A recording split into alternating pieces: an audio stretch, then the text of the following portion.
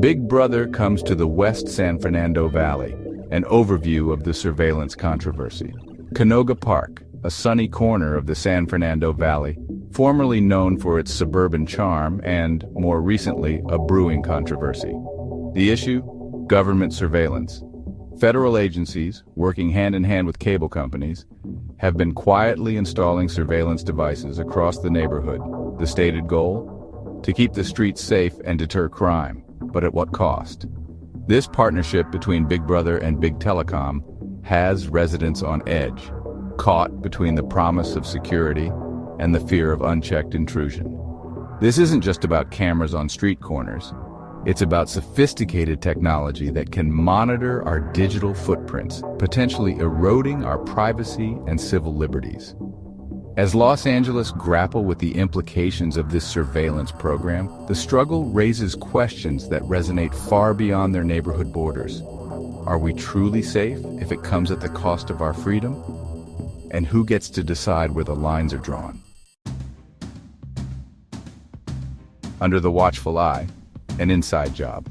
The key players in this unfolding drama are as familiar as they are powerful. On one side, we have federal agencies like the FBI and the Department of Homeland Security, wielding vast resources and a mandate to protect national security. On the other side, we have telecom giants like Spectrum and AT&T, companies with a stranglehold on our internet and communication networks. Together, they form a formidable alliance, one with the ability to monitor our every move, both online and off. The stated goal of this surveillance program is to deter crime and terrorism. By installing cameras and data collection systems, authorities hope to create a deterrent effect, making it harder for criminals to operate and easier to track them down if they do. But critics argue that this comes at a steep price: our privacy. How far does our personal information actually stretch? There aren't clear answers given. Every piece of data collected, every image captured represents a tiny erosion of our freedom, a step closer to a society where every move is tracked and analyzed. What they don't want you to know. While the partnership between federal agencies and cable companies has raised serious concerns about coercion, law enforcement agencies are no longer the gatekeepers of traffic cameras and facial recognition software. There are now more than 37,000 new installations of cooperative technology across the U.S. Were these companies truly willing participants in this surveillance program, or were they strong-armed into compliance? Rumors swirl of financial incentives and regulatory pressure, with some alleging that companies were threatened with the loss of licenses or lucrative government contracts if they refused to cooperate. Adding fuel to the fire are permits and taxes imposed on companies for their mandatory use of surveillance services that suggest a pattern of coercion and intimidation. Residents, meanwhile, report feeling pressured to consent to the installation of the competitive high-speed internet devices. Incentives like free Wi-Fi and cell phone service showcases the industry's aggressive marketing strategies.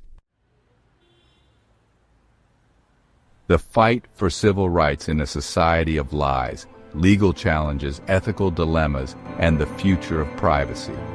The fight against surveillance in the world we know is about more than just one neighborhood.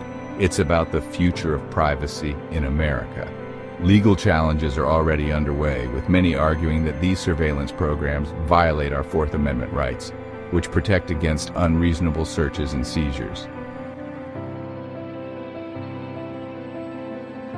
The scope of surveillance programs like these, conducted without warrants or probable cause, are a clear violation of these fundamental rights. But laws governing a vast majority of these activities aren't well defined yet.